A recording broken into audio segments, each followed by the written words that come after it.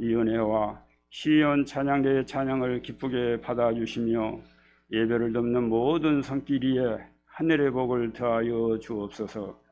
예배의 시종을 주님께 의탁하오며 우리를 구원하여 주신 예수님 이름으로 기도드리옵나이다.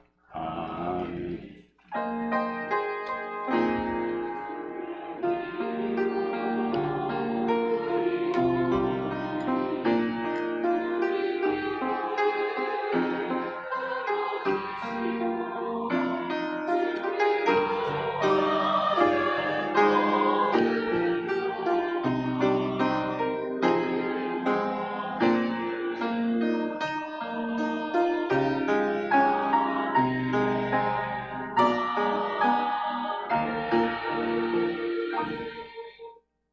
하나님 말씀 구약성경 출애굽기 9장 8절에서 12절입니다.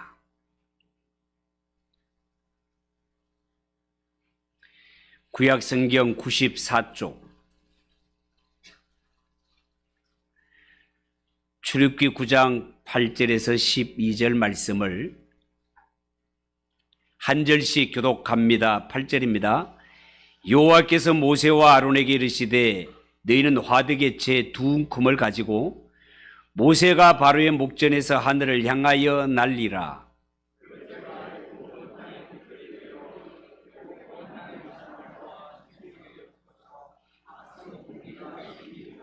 그들이 화덕의 채를 가지고 바로 앞에 서서 모세가 하늘을 향하여 날리니 사람과 짐승에게 붙어 악성 종기가 생기고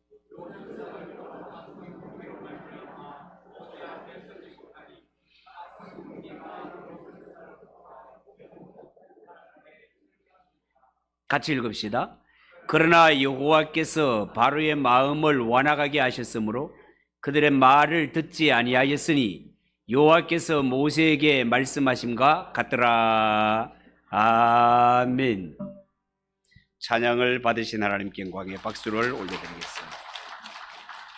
우리 옆에 분들과 인사합시다. 잘 오셨습니다. 은혜 받읍시다. 자, 오늘은 읽은 이 말씀을 가지고 독종 재앙에 대해서 말씀을 드리려고 합니다.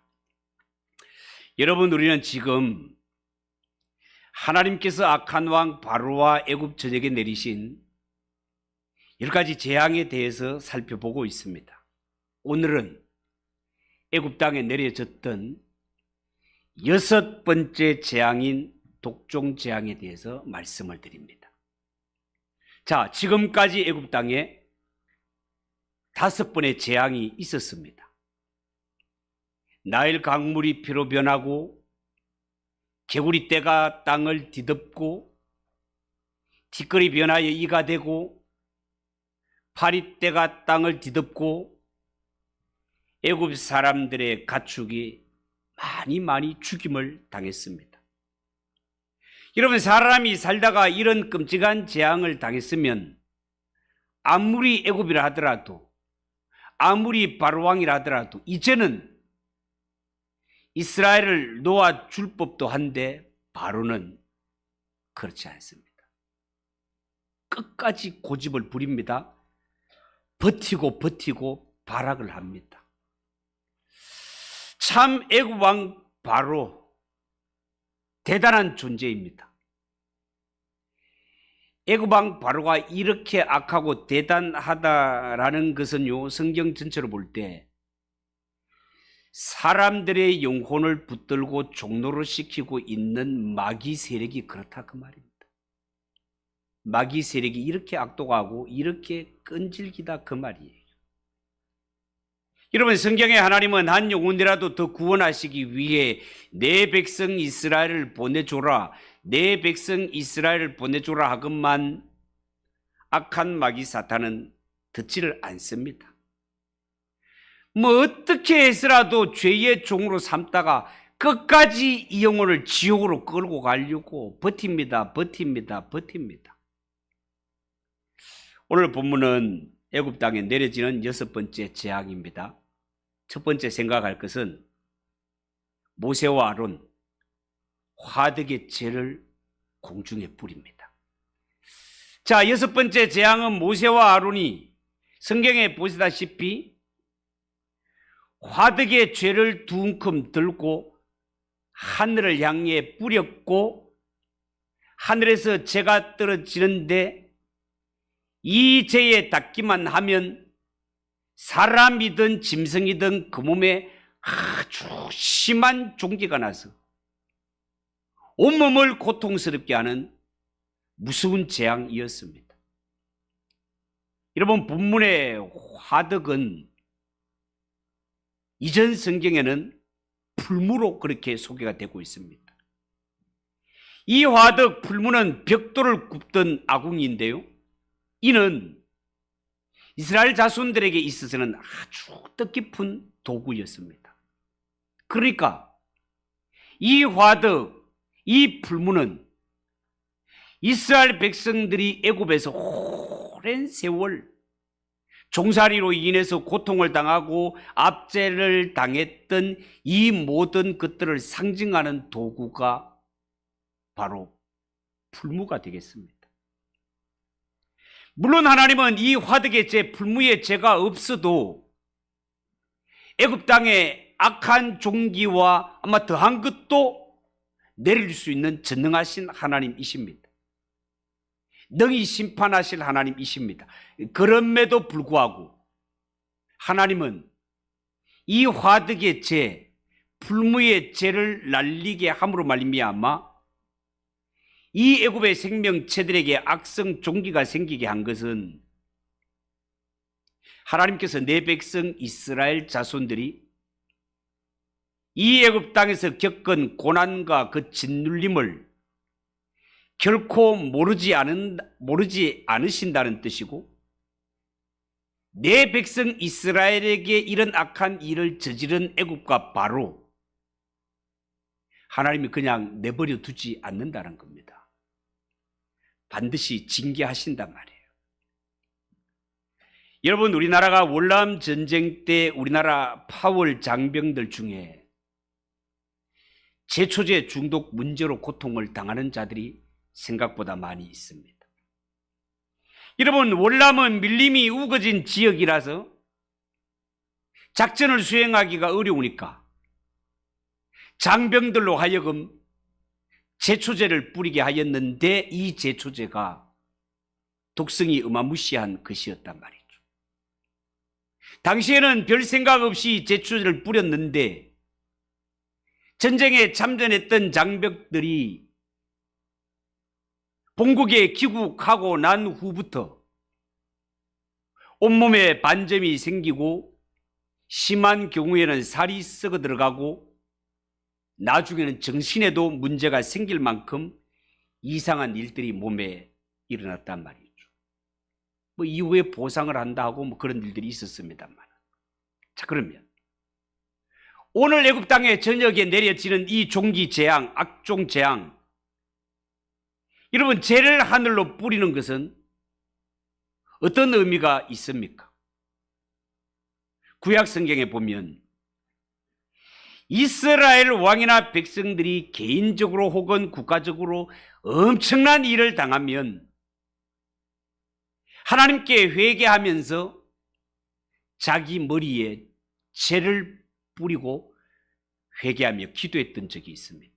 이는 이 일의 모든 책임이 나에게 있다고 자신에게 돌리면서 하나님, 나를 불쌍히 여겨 주시옵소서, 긍휼히 여겨 주시옵소서라고 회개하며 매달려 기도할 때 죄를 뿌렸습니다. 자, 그런데 애굽 땅에 재앙이 내려칠 때 모세가 하늘을 향하여 죄를 뿌렸다는 것은 하나님께서 당시에 애굽 사람들이 우상으로 숭배했던 해와 달과 별이 있는 하늘도 저주하셨다는 겁니다. 그 결과 애굽 사람들에게 짐승들도 몸에 악한 종기가 생기기 시작했습니다. 여러분, 여기서 말하는 악한 종기라는 것은 열로 인해서 피부가 부풀어 오르면서 심한 독한 종기가 생기는 것이었습니다.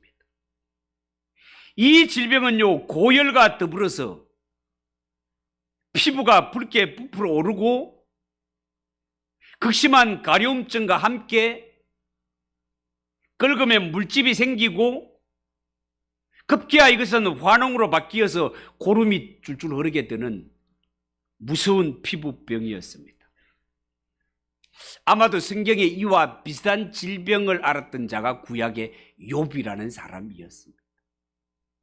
구약 성경 욥기 2장 7절 이하 9절까지를 보면 이런 말씀이 있습니다. 성경을 앞에 한번 보십시오. 사탄이 이에 여호와 앞에서 물러가서 욥을 쳐서 그의 발바닥에서 정수리까지 종기가 나게 한지라. 욥이 제 가운데 앉아서 질그릇 조각을 가져다가 몸을 긁고 있더니 그의 아내가 그에게 이르되 당신이 그래도 자기의 온전함을 굳게 지키느냐? 하나님을 욕하고 죽어라. 하나님을 욕하고 죽어라. 여러분, 욥이 이 질병으로 인하여서 몸이 얼마나 가려웠던지 긁어도 시원치 않아서 나중에는 어떻게 해요? 질그릇 조각으로 벅벅 긁었을 때 몸에 피가 질질 흐르는 이런 모습을 옆에서 지켜보던 아내까지도 속이 상해서 차라리 하나님을 욕하고 죽으라고, 차라리 하나님을 욕하고 죽으라고 말할 정도로 이 악한 종기가 이게 보통 일이 아니었다 그 말이에요. 사랑하는 성도 여러분, 애굽에 내려진 첫 번째 재앙은요, 모세가 지팡이로 화수를 쳐서 나일강을 피로 만들었습니다. 나일강이 피로 변했다는 것은 나일강이 죽었다는 것입니다. 애굽 땅에 있어서 이 광야를 흐르는 이 강은 신성시 여겨질 만큼 젖줄이고 생명줄이었습니다. 이 나일강이 죽어버렸습니다. 두 번째 재앙은 저주를 받은 나일강에서 깨구리대가 올라와 가지고 애굽 사람들을 괴롭힌 일입니다. 세 번째 재앙은 하나님이 땅 위에 내리신 것인데 땅을 저주하니 티끌이 변하여 이가 되어서 사람들의 몸에 버글버글거렸습니다. 네 번째 재앙은 파리떼가 몰려왔고 다섯 번째 재앙은 돌림병, 전염병이 돌아서 수많은 가축들을 죽여버렸습니다. 여러분, 이 모든 재앙을 살펴보면 지금까지는 하나님이 피조물들을 통해서 간접적으로 재앙을 내린 것입니다.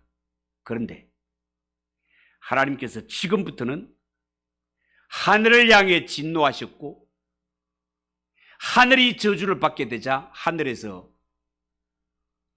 앞으로 보면 알겠지만 불과 우박이 떨어지게 됩니다. 메뚜기 떼들이 날아와서 푸른 색깔들은 다 먹어치웁니다. 심지어 하늘이 빛을 잃고 어둠이 임하여 캄캄한 흑암이 되어버리는 일도 일어나게 됩니다. 여러분, 여기서 모세가 죄를 취한 화덕이 어떤 것인지에 대해서 성경은 더 자세한 설명을 하고 있지 않습니다. 다만 이 화덕은요, 단순히 빵이나 굽는 이런 조그만한 화덕이 아닌 것 같습니다.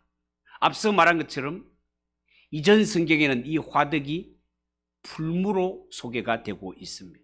그렇다면 이 이스라엘 백성들은 풀무에서 죄를 취하여 날렸다라고 할 때 적어도 이 풀무 이야기를 하면 모든 이스라엘 백성들이 그 풀무라고 할 만큼 이스라엘 백성들에 있어서 이 풀무는 정말 악명 높은 풀무였던 것 같습니다.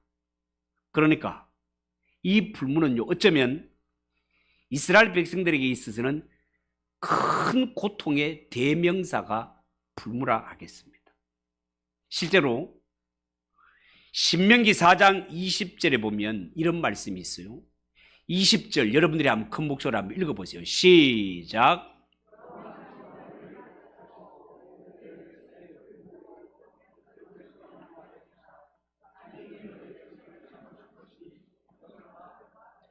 자, 여기 이 말씀에 보면 이스라엘 백성들에게 있어서는 애굽에서 종살이하는 것 자체가 쇠를 녹이는 불무 같았다는 겁니다. 430년 동안 바로의 압제 밑에 있을 때 그들이 받는 압제와 이 모든 것들은 너무너무 고통스러웠다 그 말입니다. 그러니까 이 불무의 죄는 이스라엘 백성들의 고통 자체를 상징한다라고 봐도 아마 틀리지 않을 것입니다. 여러분, 하나님은 바로 이 불무의 죄를 사용하여서 그 악한 왕 바로와 애굽인들이 섬기던 하늘을 저주하시고 엄청난 고통이 애굽인들에게 돌아가게 하셨습니다. 이것을 보면 이스라엘 백성들이 오랜 세월 바로의 압제와 애굽 사람들을 통해서 고통을 당했을 때 이 이스라엘 백성들이 애굽에서 당한 이 억울한 이 모든 일들은 마치 죄가 되어 없어지는 것 같았지만 하나님의 백성 이스라엘 백성들이 애굽에서 당했던 고통 하나도 없어지는 것이 아니라는 것을 알 수 있습니다. 마치 없어졌는 것 같았는데 보니까 하나님은 그 죄를 사용하셔서 애굽인들에게 엄청난 복수를 대적들에게 행하시는 것을 말씀을 통해 볼 수 있다 그 말이에요. 여러분, 이 땅에도 살아갈 때 하나님이 내 백성, 내 교회로 여기시는 예수 그리스도의 피로 값주고 사신 하나님의 백성들, 성도들이 당하는 억울함과 성도들이 당하는 고통 절대로 없어지지 않습니다. 하나님을 알지 못하는 세상 사람들은 자기가 가진 권력, 자기가 가진 돈, 자기가 가진 백만 믿고 교만을 행하고 교회와 성도들에게 어려움과 억울함과 고통을 더하지만 그 결과 세상에서 교회가 성도가 너희가 환난과 핍박과 시련을 당하는 이러한 때가 많지만 분명한 것은 이 땅의 교회와 성도가 당한 억울한 고통 절대로 죄가 되어 사라지는 것이 아니다 그 말입니다. 하나님이 애굽인들에게 그대로 행하신 것처럼 세상이 행하는 모든 일들을 전능하신 하나님께서 다 보셨기 때문에 심은 대로 거두리라, 심은 대로 거두리라, 심은 대로 그대로 거두게 하시는 하나님이심을 아시기 바랍니다.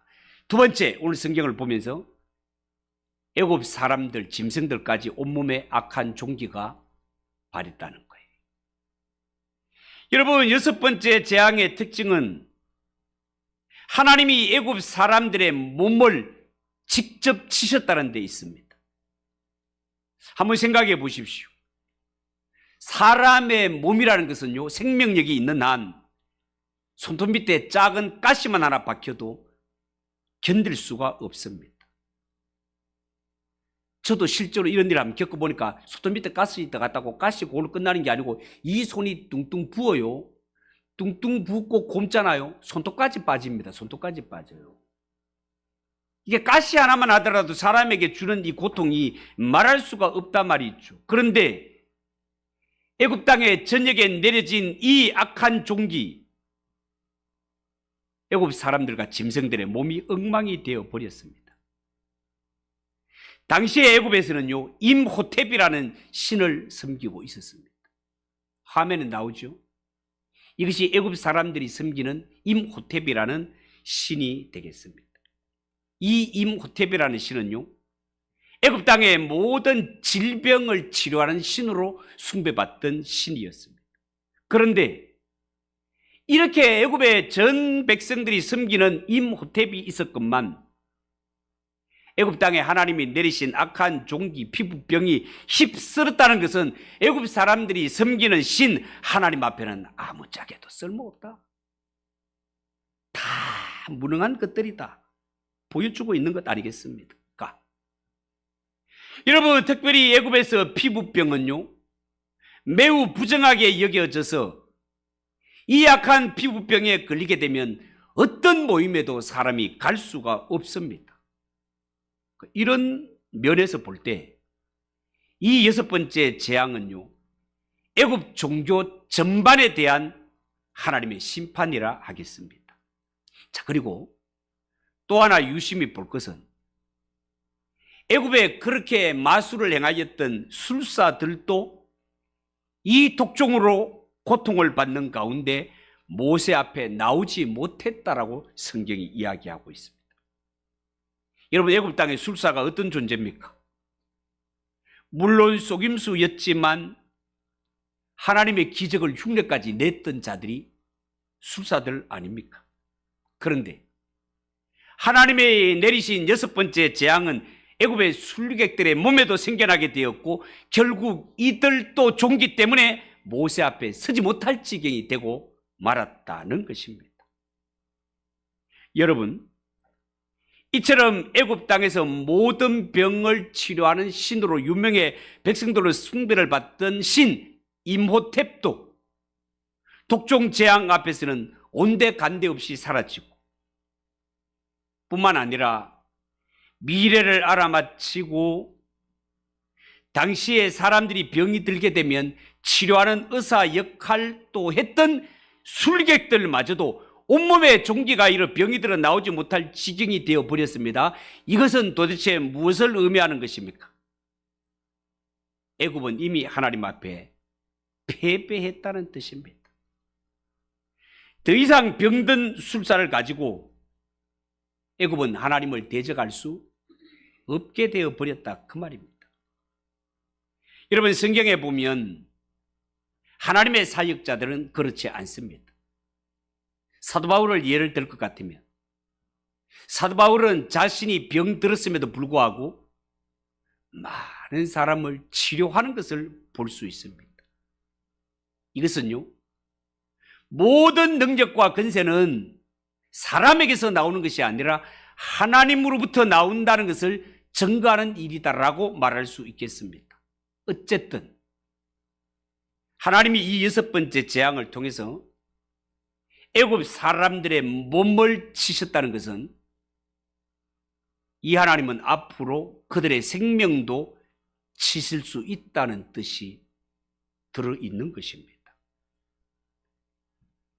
애굽 사람의 몸에 종기가 난 것이나 그렇게 추앙받던 술사들의 몸에 종기가 나서 더 이상 모세를 대적하지 못하게 된 것, 이것을 보면 그만큼 하나님의 나라가 왕성하게 등장하고 있다는 증거고, 등장하는 이 하나님의 나라는 마귀의 세력을 철저하게 무력화시키는 것을 볼 수 있겠습니다. 여러분, 신약 성경을 한번 생각해 보십시오. 신약에는요, 사람이 병들고 귀신 들렸건시 사단의 권세로 장악당함을 상징하고 있었습니다. 그런데 하나님의 아들이신 예수님이 등장함으로 말미암아 병든 자를 치료하시고 귀신 들린 자에게서 귀신을 쫓아내는 이런 일들을 통해서 예수님은 하나님의 나라의 주인공이 되시며 예수님이 등장함으로 말미암아 이 땅에 하나님의 나라가 도래했다는 사실을 증거로 보여주신 것을 우리는 보게 됩니다. 예수님의 오심이 하나님의 나라의 임함이었던 것입니다. 그래서 예수님은 내가 와서 이미 사단이 번개같이 떨어지는 것을 내가 봤다라고 그렇게 말씀하신 것입니다. 사랑하는 성도 여러분, 오늘날 우리에게 심각한 질병이 있다면 그것은요, 다름 아닌 도덕성의 타락이라 하겠습니다. 마치 애굽 전역 모든 사람 전신에 종기가 난 것처럼 오늘날 현대인들의 몸도 마음도 죄로 물들어 심지어 예수 믿는 성도들조차도 죄에 오염된 이런 경우가 많지 않습니까? 그래서 성경은 언제나 새 사람이 되라, 새 사람이 되라, 새 사람이 되라면서 예수 믿는 성도들은 삶의 변화를 요구하고 있는 것입니다. 우리를 향하신 하나님의 요구는 단순히 내 육체 아픈 병만 나으면 된다는가, 이게 다가 아닙니다. 하나님이 원하시는 것은 이스라엘 백성들로 하여금 이 땅 애굽을 떠나 하나님이 정하신 그곳에 가서 하나님을 섬기기를 하나님이 원하시고 계십니다. 이스라엘 백성들이 애굽을 떠나 하나님이 약속하신 가나안 땅에 들어간다는 것은 이제는 삶의 기초 자체가 완전히 새로워지는 것을 의미하는 것입니다. 그런 의미에서 이스라엘이 꿈에도 그렸던 그 적과 꿀이어는 가나안 땅, 이 가나안 땅은 100% 200% 하나님이 은혜로 선물로 주신 땅 아닙니까? 이 적과 꿀이 흐르는 땅, 애굽에서 430년 동안 종살이하던 이스라엘 백성들에게 적과 꿀이 흐르는 땅이 내 것이 된다라고는 상상도 할 수 없는 일이었지만 이 일을 하나님께서 이루실 것입니다. 이제는 이스라엘 백성들이 그 땅의 주인이 될 것입니다. 그러나 이 땅에 들어가서 명심해야 될 것은 이 땅에서 나오는 모든 것들은 하나님이 선물로 은혜로 주신 것이기 때문에 너희가 짓지 않는 집에 들어가 살게 될 것이고 너희가 짓지 않는 포도원 농산물을 거두게 될 것이니 이 모든 것들은 하나님의 은혜로 얻은 것이니 하나님의 은혜를 잊지 말고 이 모든 곳에서 너뿐만이 아니라 남을 섬기고 약한 자를 섬기며 그들을 사랑해야 할 책임과 의무가 하나님의 백성들에게 주어지는 것입니다. 그래서 하나님이 언약하신 이 언약의 백성들이 언약의 땅에 들어가서 은혜 속에 이 땅에서 오래오래 살기 위해서는 지금까지 애굽에서 살던 종의 사고방식 이 모든 것들을 다 벗어버리고 이제는 하나님이 은혜의 땅 주신 은혜의 땅에서 살기 위해서 삶의 가치관이 새로워져야만 했습니다.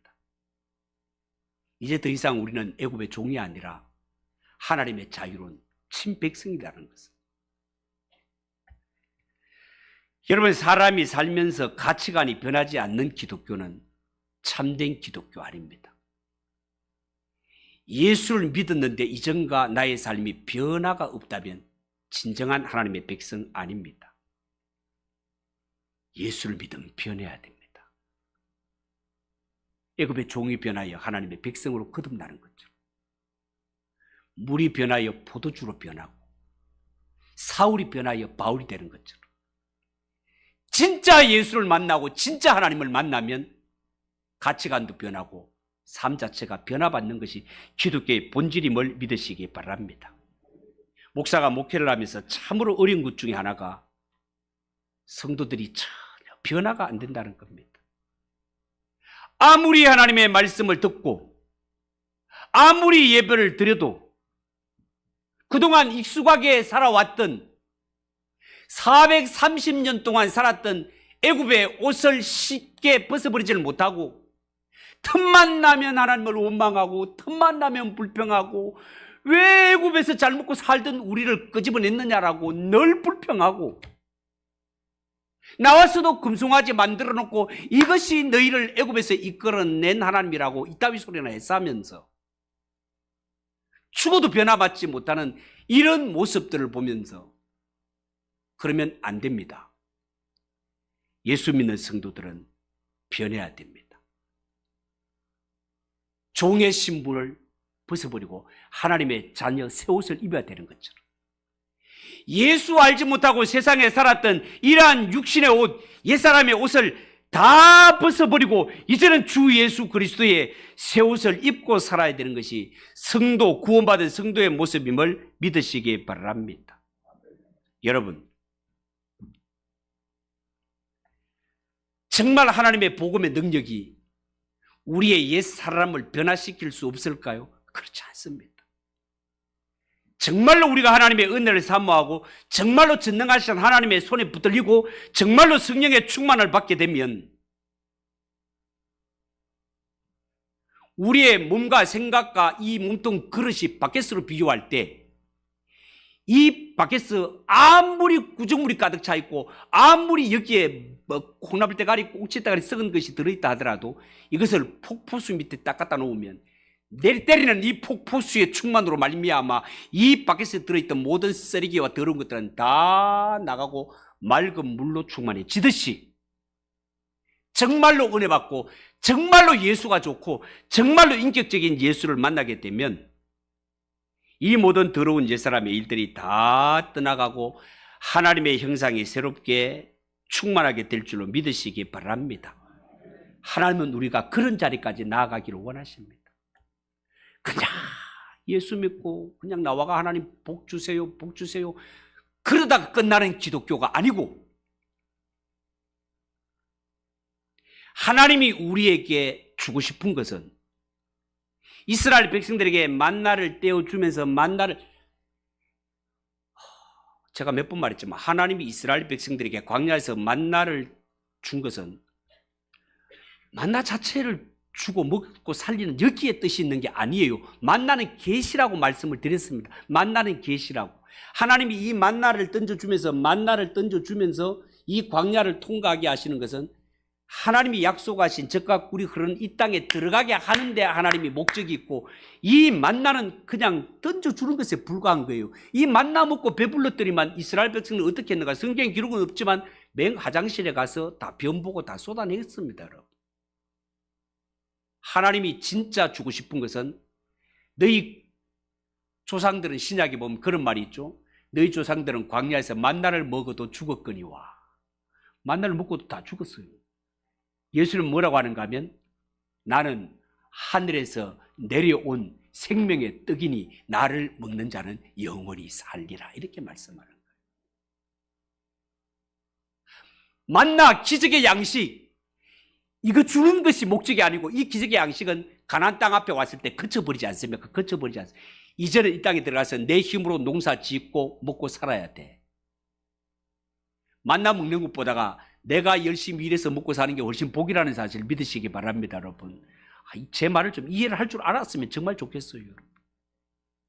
우리는 그냥 예수 믿으면서 하나님이 나에게 더 이상 기적을 안 베푸시네. 하나님이 나에게 더 이상 막 이상한 일도 안 보여주시고 막 은혜도 그거는 요까지만 했으면 됐습니다. 요까지. 만나 막 이런 것들은 그까지만 해도 충분합니다. 이제는 우리가 열심히 땀 흘리고 열심히 일하고 하늘에서 내려오신 생명의 떡이신 예수님 한 분만으로 너무너무 좋고 너무너무 풍성한 삶을 살 수 있게 된 자가 예수 믿는 성도임을 믿으시기 바랍니다. 좀 믿어주세요. 좀 믿어주세요, 여러분. 근데 여러분들이 아멘 하지만요. 이스라엘 백성, 하나님의 백성이라고 하는 이 친백성들이 얼마나 참 해도 너무한 것인가 하면 예수님이 이렇게 자신이 나는 하늘에서 내려온 생명의 떡이다. 나를 먹는 자는 산다. 뭐 이렇게 말씀을 하고 예수님은 이 세상에 태어날 때 어디에 태어나는가 하면 베들레헴에 태어나. 베들레헴에. 베들레헴이라는 뜻이 떡집이라는 뜻이에요. 떡집.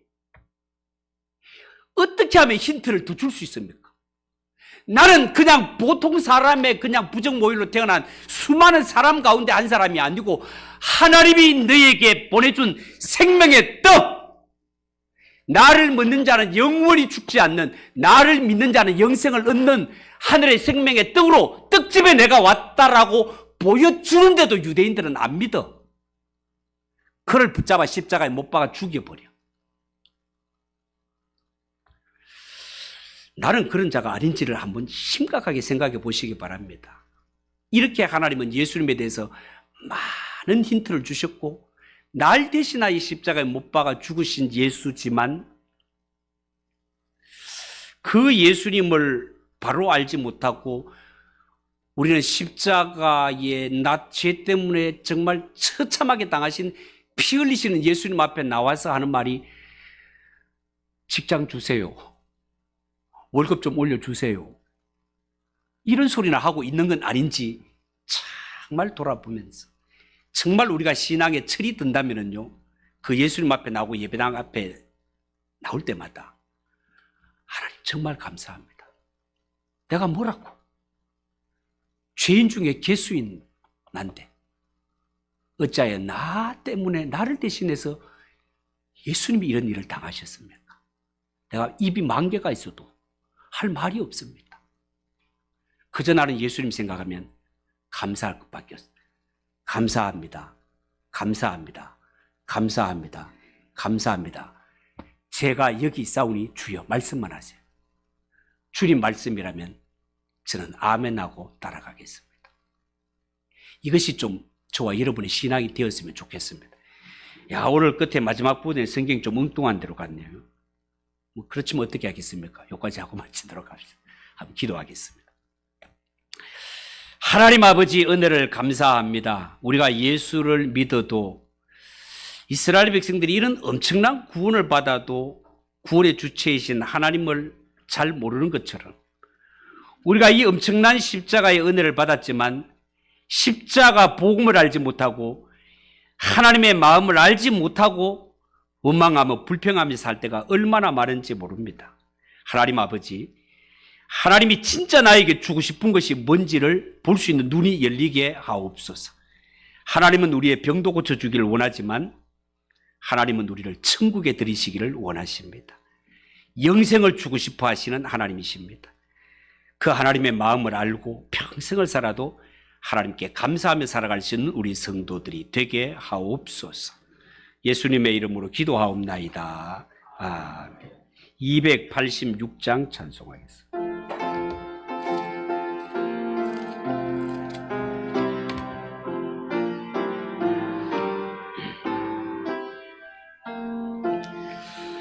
주 예수님 내 맘에 오사 날 붙들어 주시고 내 마음에 새 힘을 주사 널 기쁘게 하소서.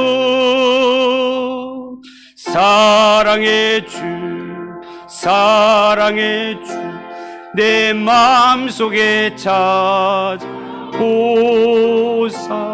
내 모든 죄 사하시고 내 상한 맘 고치소서.